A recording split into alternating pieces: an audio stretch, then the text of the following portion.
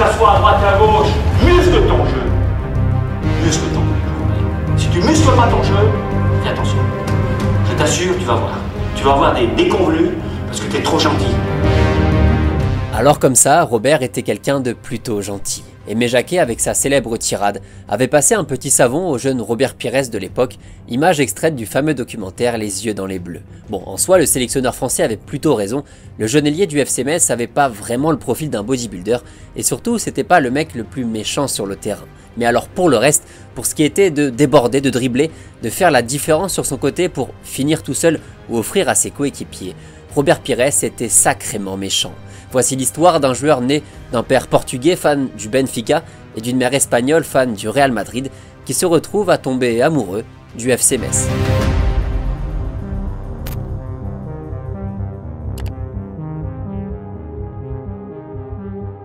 L'histoire de Robert Pires est plutôt singulière, comme l'a très bien souligné Julien Cazard. Mais le mec il s'appelle Robert. Robert c'est déjà un prénom bien français pour quelqu'un qui à la base ne l'est absolument pas.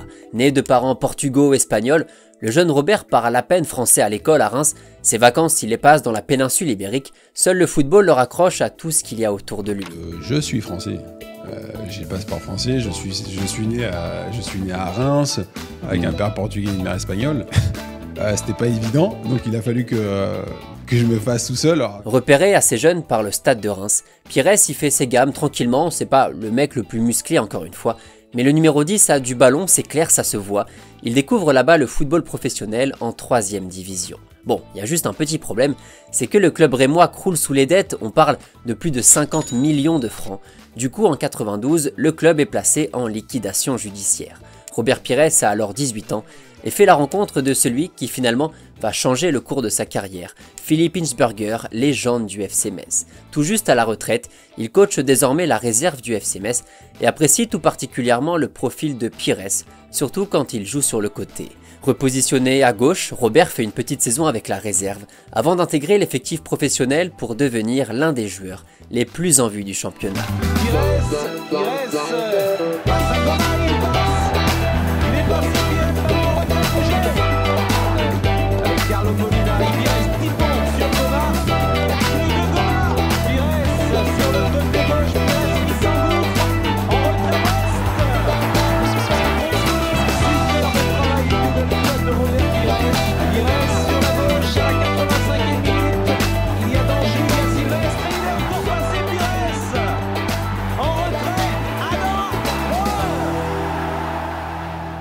Avec le club messin, il va remporter la Coupe de la Ligue en 96, la même saison où il est élu comme étant le meilleur espoir de première division lors des trophées UNFP. Pires est déjà un sacré joueur de football qui sait faire pas mal de choses sur le côté et qui en plus de ça fait l'unanimité dans le vestiaire. Aimé Jacquet avait raison, Robert Pires était un vrai gentil. C'était le leader du jeu, capable soit de faire la passe décisive, soit de marquer. C'est quelqu'un qui aime le jeu, qui aime le football, qui aime ses partenaires, qui aime partager. Je me suis rendu compte à la fois évidemment de son talent énorme, mais aussi de sa personnalité très solaire, très positive. En 96, en 97 et en 98, il dépasse la barre des 10 buts marqués en Ligue 1, il fait très mal aux défenses du championnat dans une équipe messine qui a trouvé ici le joueur frisson par excellence. Une époque qui doit forcément rappeler de très beaux souvenirs à tous les supporters grenats. Pourquoi? Parce que déjà les pépés flingueurs, Pires pougeait jusqu'en 96, et puis surtout parce qu'en 98, le FC Metz termine vice-champion de France. Presque champion. Au terme d'une saison extraordinaire pour le club. Letizy, Pires, Rodriguez, Castendutch, Rigobert Song, Louis Saha, l'effectif est rempli de nostalgie et passe tout près d'un exploit historique. Dans tout ça, Pires est la vraie star de l'équipe, il est resté fidèle au club malgré l'appel du pied de plusieurs gros poissons européens. Pour lui, c'est clair, il préfère jouer et profiter du football à Metz plutôt que de cirer le banc au Benfica ou à la Juventus. En 98, on est champion du monde et ce qui est marrant, c'est que si on regarde, c'est marqué Robert Pires et à côté le nom du club, FC Metz. C'est plutôt pas mal. En 98, il va y avoir du mouvement. Déjà, Pires remporte avec l'équipe de France une petite compétition pas très connue et le Français rejoint l'Olympique de Marseille, attiré par l'ambiance surchauffée du Vélodrome. Metz dit adieu à son joyau. L'OM et la Ligue 1 profitent encore quelques années de ce joueur absolument magnifique. Marseille, c'est une autre dimension, c'est vivre aussi avec une certaine pression du résultat, mais le Français qui n'a encore que 24 ans à son arrivée va plutôt bien s'en sortir. D'un point de vue individuel, Robert Pires fait une bonne saison, impliqué dans une grosse vingtaine de buts.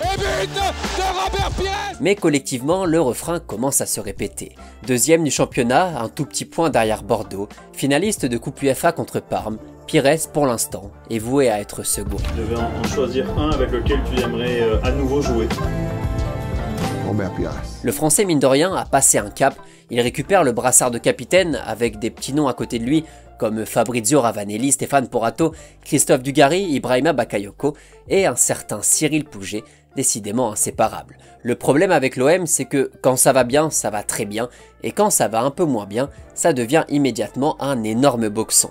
Lors de la saison 99-2000, l'OM fait n'importe quoi en championnat, passe tout près de la relégation, sauvé uniquement par sa différence de but par rapport à Nancy. Seule petite éclaircie au tableau, le parcours de l'OM en Ligue des Champions qui bat Chelsea au Vélodrome sur un but évidemment de Robert Pires. Allez Robert, Allez, la provocation, très bien. Ça y est, il est passé.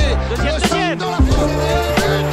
Oh, on l'a pas cru. On a cru que c'était derrière. Quelle inspiration géniale de Robert Pires. Mais qui malheureusement ne va pas plus loin dans la compétition. Robert Pires, qui on le sait désormais, marche plutôt à la confiance, est impacté par cette saison compliquée à Marseille où il brille moins, où il perd surtout le brassard de capitaine sur la fin. Robert n'est pas très vieux et a du mal à encaisser la situation, au point de réfléchir sérieusement à refuser une sélection pour l'Euro 2000 pour justement soigner sa santé mentale. Et quand on sait ce qu'il s'est passé après, Robert a bien fait de faire le déplacement. Oui, il est passé, en retrait.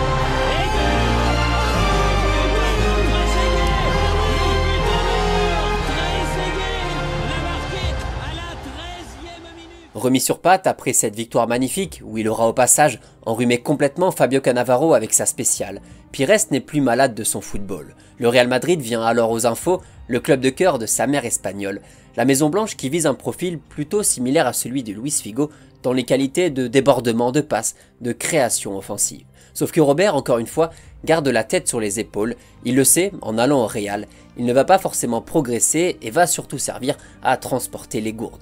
Tout se joue un petit peu sur un fil. Arsène Wenger lui passe le coup de téléphone qui va changer sa carrière.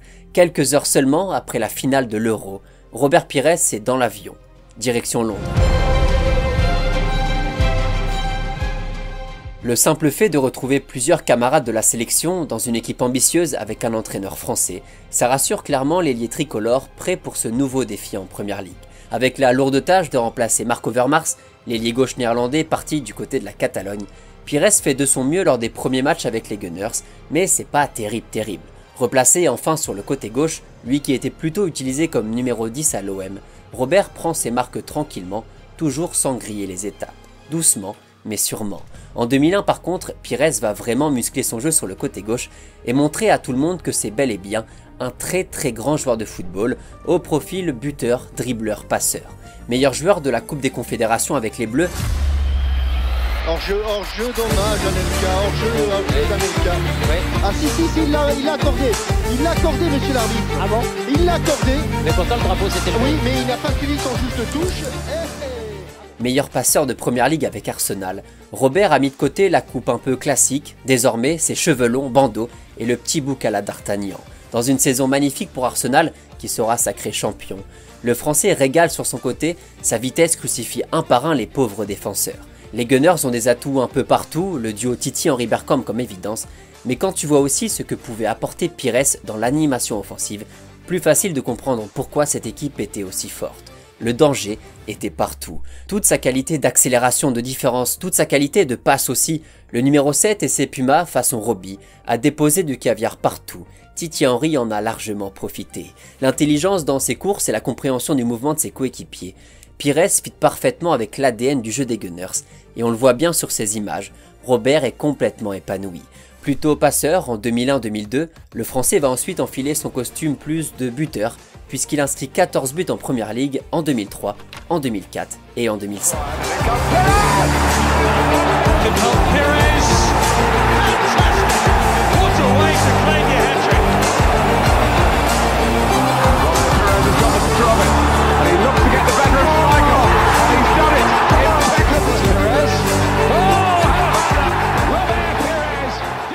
On va s'arrêter un petit peu sur ces quelques saisons pour bien rappeler encore une fois à quel point Pires a fait du bien à cette équipe d'Arsenal. Déjà, avant de marquer ou d'offrir un coéquipier, la spéciale de Robert, c'est la feinte de corps, c'est ce petit mouvement tout léger, tout gracieux, qui termine les chevilles du défenseur. C'est des images qu'on aime voir, certains joueurs même finissaient eux aussi par s'asseoir pour en profiter. Celle-là, mais elle a tué quelques British. Étant positionné comme ailier inversé, c'est-à-dire un droitier sur le côté gauche, Pires met le tournis complet à son vis-à-vis parce que soit il déborde et là ça fait mal, soit il peut repiquer mais offrir une solution à Bergkamp, à Henry ou à Freddy Ljungberg du côté opposé. Et en faisant ça justement, ça laissait aussi de la place à Ashley Cole qui était un latéral assez offensif pour passer derrière lui. Le défenseur du coup doit anticiper les deux options et c'est notamment pour ça que sa qualité de feinte a fait autant de dégâts. Ce petit flow en plus avec les maillots légendaires de l'époque, avec les cheveux longs, les pumas, c'était quand même très sympa. Bon, en tout cas, voilà pour ce qui était l'aspect vraiment d'élimination du numéro 7. Et puis, mine de rien, devant le but, Pires a aussi claqué quelques bijoux. C'est pas ce qu'on retient le plus, étant donné le profil du joueur, mais il y a quelques équipes au passage qui ont bien appris la leçon.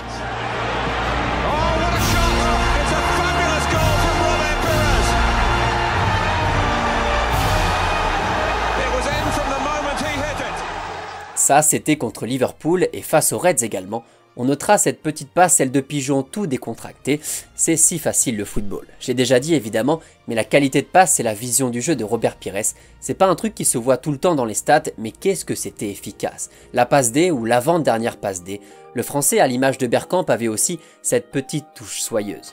The maestro, Dennis Bergkamp. It was very important to play with Dennis Bergkamp because every morning I learn a lot with him. It's a magician. Nous sommes alors en 2004, Arsenal a de nouveau été champion, la fameuse année des Invincibles, avec un Pires impliqué dans 22 buts en 36 matchs. En 2005, Arsenal est vice-champion d'Angleterre, mais remporte cette fois-ci la FA Cup, le français qui n'hésite pas à montrer également du caractère devant ce bon vieux vicelard de Wayne Rooney. Arsenal, comme d'hab, a du mal à performer en Ligue des Champions, et ça commence à faire plusieurs années consécutives. C'est pas une grosse nouvelle, ça a toujours été un peu le fardeau de cette équipe d'Arsenal, pourtant si forte en Angleterre, sauf qu'en 2006, la voie commence un peu à s'ouvrir.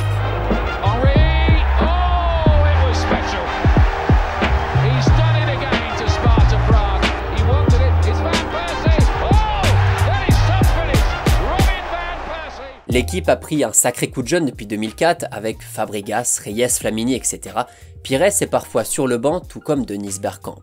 Le Real est battu en 8e, la Juventus en quart et Villarreal en demi. C'était pas les plus beaux matchs en termes de spectacle, mais Arsenal est bel et bien en finale de Ligue des Champions, pour la première fois de son histoire. Au Stade de France face au FC Barcelone, les Gunners y croient dur comme fer, la météo bien à l'anglaise pouvant peut-être les avantager durant la rencontre. Le seul truc, c'est que ce match, Robert Pires ne va pas vraiment le jouer. Il est choisi comme titulaire pour débuter le match, tout se passe plutôt pas mal, Arsenal est bien dans la rencontre, mais Jens Lehmann décide d'arrêter le football pour aller partir à la pêche.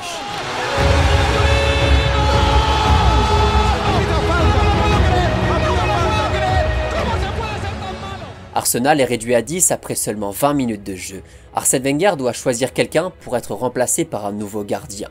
Robert Pires pense rester sur le terrain puisqu'il y a des jeunes moins expérimentés que lui et que son alliance avec Thierry Henry peut faire très mal en contre-attaque. Le français n'avait pas tort sauf que Wenger le choisit pour sortir. Le numéro 7 apparaît sur le tableau de l'arbitre. La fin du rêve pour Pires est clairement pour lui une rupture avec Arsenal. Depuis le banc des remplaçants, Robert assiste au très bon match des Gunners à 10 contre 11 qui finiront par craquer dans les dernières minutes de la rencontre.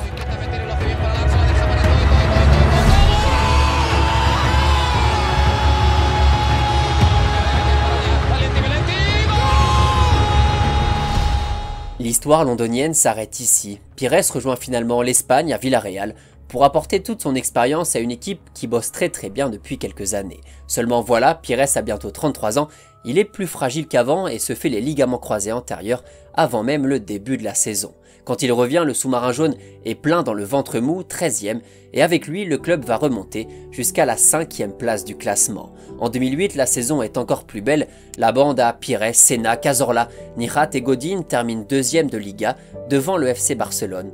Robert fait une superbe saison et semble remonter le temps. Il y aura 2 dernières saisons au club jusqu'en 2010, un passage express à Aston Villa, puis la fin de l'aventure en Inde, à Goa, histoire de profiter un peu. C'est avant tout une aventure humaine. Je pars dans un pays que je ne connais pas. Je garde le message des anciens qui m'ont dit il y a 15 ans, Robert, tant que tu peux jouer, joue. Aujourd'hui j'ai 40 ans, physiquement je me sens bien, je suis en pleine forme. L'histoire de Pires, on l'a dit, est singulière et mine de rien pas si connue que ça en France, à part peut-être du côté de Saint-Symphorien. Metz, là où tout a vraiment commencé pour lui, sa carrière déliée, son explosion dans l'Hexagone, le doux parfum d'un presque titre de champion de France. Son seul et éternel regret. Gentil, agréable et surtout terriblement doué, Pires a laissé un souvenir indélébile dans la mémoire des Grenats. Oui, un joueur sous contrat avec le FC Metz a bien été sacré champion du monde. Robert était jeune, Robert avait vu le déplacement de Trezeguet. Robert a pu profiter de la plus belle victoire de l'histoire du football français. Et même si le passage à l'OM n'a pas été sa plus grande réussite et a failli l'empêcher de centrer encore pour Trezeguet, son transfert en Angleterre a changé sa vie et l'a propulsé dans une autre dimension. Entouré de grandes stars sans vraiment l'être, Pires a montré les muscles et pendant quelques mois, voire quelques années, il était selon certains le meilleur ailier de Première Ligue. Alors oui, pour tous les fans des Red Devils, je sais il y avait Ryan Giggs, mais il faut bien le dire, le Français a terminé en 2002, en 2003 et en 2004 dans l'équipe type du championnat. Ce combo de vitesse, de feinte, ce combo d'intelligence tactique et d'altruisme, Robert est passé au niveau juste au-dessus, celui qu'on redoute et celui qu'on regarde. Tout ça en ayant l'air plutôt tranquille, calme, à l'image finalement de son équipe. Avec son petit bouc à la D'Artagnan, Pires faisait partie des 3 mousquetaires offensifs des Gunners, qui par exemple lors du titre en 2002 ont cumulé 42 buts pour 32 passes décisives. Il y a juste les pénaltys qui des fois, bon bah ça marchait pas.